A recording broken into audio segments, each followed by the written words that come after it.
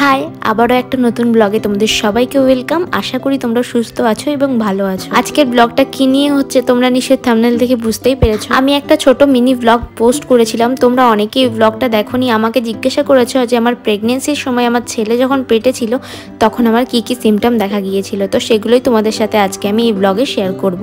আর এবং আমাদের সকালবেলার মর্নিং রুটিনটাও তোমাদের সাথে শেয়ার করব। আজ অনেক সকাল সকালই ঘুম থেকে উঠেছি, কারণ আমার ছেলে রাতে বেশি জ্বালায়নি। অন্যদিন হলে জেগে থাকে, খেলা করে, কিন্তু আজকে রাতে ও ঘুমিয়েছে আর আমিও ঘুমিয়েছি। আর কি বলতো, ছোট্ট বাচ্চা তো, এখন ও যদি খেলা করে জেগে থাকে, এবার আমি ঘুমোতে পারি না। ওকে দেখি সারাক্ষণ, ওকে ঘুমানোর অনেক চেষ্টা করাই, কিন্তু ও ঘুমোতে চায় না, খেলা করতে চায়। ওই জন্য ওর সাথে আমাকেও জাগতে হয়। তো চলো এখন তোমাদের সাথে সিমটমটাও শেয়ার করি। আমার যখন পিরিয়ডসের ডেট ছিল তার আগের থেকেই আমার শরীরে চেঞ্জেস হওয়া শুরু হয়ে গেছিলো, মানে সিমটমগুলো সব দেখা যাচ্ছিল আর আমি কিন্তু বুঝতেও পারছিলাম। প্রথম যে সিমটমটা ছিল সেটা হচ্ছে আমার প্রচন্ড গ্যাসের সমস্যা হচ্ছিল। খাওয়ার 2 মিনিট পরেই আমার এত গ্যাস হচ্ছিল, মানে যাই খাই তাতেই আমার গ্যাস হয়ে যাচ্ছিল আর প্রচন্ড বুক ব্যথা করতো। দেখো আমি এখানে কাজ করছি আর আমার ছেলে আমাকে দেখছে। সকালবেলা উঠে নিয়ে এই সকালবেলা বিছানাটাই গোছাই, আর বিছানাটা একটা বাচ্চা থাকলে জানোই তো কেমন হয়ে থাকে বিছানাটা। এবার রাতের বেলা ও যত ন্যাকড়া কাপড় থাকে সেগুলোকে নিয়েই আমাকে শুতে হয়, কারণ ওকে এখনো প্যাম্পাস পরানো আমি রেডি মানে পড়াই না এখন থেকে, কারণ অনেকই ছোট, এখনো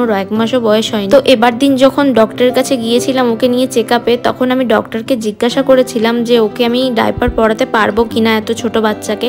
তখন কিন্তু ডক্টর বলেছিল যে হ্যাঁ পরাতে পারবে, কিন্তু তোমাকে কিন্তু একটা ডাইপারে সারা রাত কিন্তু করলে হবে, মিনিমাম 2টো ডাইপার করতে বলেছিল। আর বলেছিল যে যদি পটি করে দেয় সঙ্গে সঙ্গে চেঞ্জ করতে হবে। আর আমি তো জানি না কোন ডাইপারটা ভালো কোন ডাইপারটা খারাপ, আর র্যাশ হওয়ারও মানে ভয় থাকে। ওই জন্য তোমাদের সাথে জিজ্ঞাসা করছি, তোমরা একটু প্লিজ কমেন্ট করে জানিও যে কোন ডাইপারটা ভালো হবে, কোন প্রোডাক্টটা মানে ভালো হবে। আর এই যে তোয়ালাটা দেখছো, যখন আমার ছেলে নার্সিং হোমে হয়েছিল তখন নার্সিং হোম থেকেই তোয়ালা আর কটা জামা দিয়েছিল, একটা ব্লু কালারের জামা, প্যান্ট আর টুপি পরিয়েই ওকে আমাদের কাছে দিয়েছিল। তো এই ব্যাগটার ভিতরে আরো কয়েকটা জামা আছে, তো সেগুলোকে কিছু কিছু নেবো আর কিছু কিছু ঢুকিয়ে রেখে দেবো। নেক্সট যে সিমটমটা আমার দেখা গিয়েছিল ভমিটিং, কিন্তু আমার অতটা হচ্ছিল না, হয়তো ওষুধ খেতাম বলে, কিন্তু আমার কিন্তু ভমিটিং ভাবটা ছিল, নজিয়া ভাবটাও ছিল।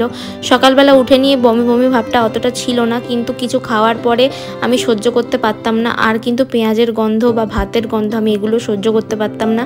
আমি প্রায় 5-6 মাস মাংস মাছ কিছুই খেতে পারিনি। আর যেদিনকারে কিন্তু আমি বমির ওষুধ খেতাম না সেদিনকারে কিন্তু আমার বমি হতো। ওই জন্য আমি বলছি আমার বমি ভাবটা বোধহয় ছিল। নার্সিং হোম থেকে আসার পরেই টেবিলটা এরকমই ছিল, তো আজকে একটু সময় করে ভেবেছি এটাকে পরিষ্কার করবো, তো সকাল সকাল লেগে গেছি। আর আমি না বেবি হওয়ার পর অনেক কুড়ে হয়ে গেছি, মানে কিছু করতে না এখন মন চায় না, ওই জন্য যেখানকার জিনিস সেখানেই পড়ে থাকে। আর এখানে দেখো ওর ওষুধপত্র সব আমি রেখে দিয়েছি, সকালবেলার ওষুধ যেগুলো ওকে আমি খাওয়াই। থার্ড যে সিমটমটা আমার দেখা গিয়েছিল সেটা হচ্ছে মুড সুইং। সেটা বোধহয় সবারই থাকে, কিন্তু আমার প্রচন্ড ভাবে হতো মুড সুইং, মানে কখন আমি বুঝতে পারতাম না কখন আমি হাসছি, কখন আমি কাঁদছি, বা কখনো এত আপসেট হয়ে আছি বুঝতে পারছি না যে কিসের জন্য এত আমি দুঃখী। আর সেই সময় না ছোট ছোট জিনিস নিয়ে ভীষণ রাগ হতো, মানে ছোট্ট ছোট্ট জিনিস নিয়ে অনেক রাগ হতো আমার। এদিকে দেখো আমি সকালবেলার বাসি কাপড়টাকেও চেঞ্জ করে নিয়েছি, এবার আমি নিজেও ওষুধ খাবো আর আমার ছেলেকেও আমি ওষুধ খাবো সকাল। আর আমার না 1 মাস হতে যায় সিজার হওয়া, কিন্তু সিজারের ব্যথাটা এখনো আছে অল্প অল্প, বুঝতে পারছি না কবে যাবে এই ব্যথাটা।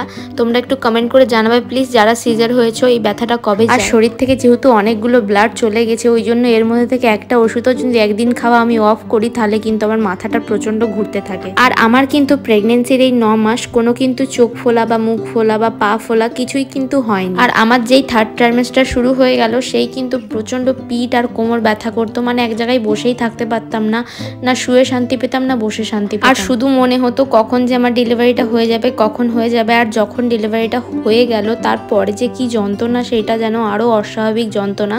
তোমরা যদি কেউ আমার ওটি এক্সপিরিয়েন্স জানতে চাও তাহলে আমাকে কমেন্ট করে জানিও, আমি কিন্তু অবশ্যই তোমাদের সাথে শেয়ার করব। আর দেখো জিভটাও পরিষ্কার করে দিলাম, এটা কিন্তু আমার রুটিন না, এটা আমিও করি মাঝে মধ্যে, মাও করে, দুজন মিলেমিশেই করি। আর কালকে যে টিপটা পরিয়েছিলাম ওটাও আমি নারকেল তেল দিয়ে মুছে দিয়েছি, তারপরে ওর ওইদিকে ওষুধটাও আমি খাইয়ে দিয়েছি। এই ভিটামিন D3 ড্রপটা কিন্তু এটা আমাকে 1 বছর খাওয়াতে বলেছে। আর আমার বেবি কিন্তু ডেটের অনেকটাই আগে হয়ে গেছিল, 26 দিন আগে হয়ে গেছিল, ওই জন্য 9 মাসের যে আরো কষ্টটা, আরো পিঠ ব্যথা, ওটা কিন্তু আমাকে আর ফেস করতে হয়। হয়নি। ফোর্থ যে সিমটমটা হচ্ছে সেটা কিন্তু আমার বেবি কিন্তু বেশিরভাগ ডান পাশেই কিক করতো, বেশিরভাগ ডান পাশেই আমি কিক করা ফিল করতাম। আর এদিকে ছেলেকে ঘুম পাড়িয়ে আমি কিন্তু সকালবেলা এদিকে চাটাও খেয়ে নেবো। প্রত্যেকদিন সকালবেলা হরলিক্সই খাই, কিন্তু হরলিক্সটা আজকে দুদিন হচ্ছে শেষ হয়ে গেছে, আনতে হবে, ওই জন্য চাটাই খাচ্ছি। আর কাল না আমার ছেলে দুদিন ধরে পটি করেনি, আর পেটের ভিতরে অনেক গ্যাস জমা হয়ে গেছিল। বুঝতেই পারছিলাম না কিসের জন্য এত কান্নাকাটি করছিল, না ঘুমোতে পারছিল না কিছু করে শান্তি পাচ্ছিল। তারপরে